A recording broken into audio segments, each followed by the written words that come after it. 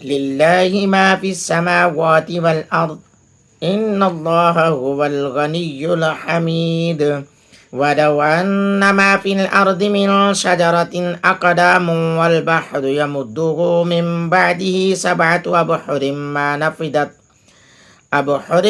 نفدت کلمات اللہ ان اللہ عزیز حکیم ما خلقكم ولا بعثكم إلا كنفس واحدة ان اللہ سمیع بصیر۔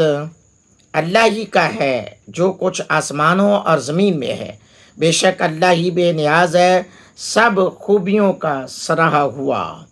اور اگر زمین میں جتنے پیڑ ہیں سب کلمے ہو جائیں اور سمندر اس کی سیاہی ہو، اس کے پیچھے 7 سمندر اور، تو اللہ کی باتیں ختم نہ ہوں گی۔ بے شک اللہ عزت اور حکمت والا ہے۔ تم سب کا پیدا کرنا اور قیامت میں اٹھانا ایسا ہی ہے جیسا ایک جان کا، بے شک اللہ سنتا دیکھتا ہے۔ حضرات محترم، اس آیت مقدسہ میں اللہ رب العالمین کی توحید اور اس کی شانیں، خالق کائنات کی عظمتیں اور بلندیاں اور بڑائیاں بیان کی گئی ہیں۔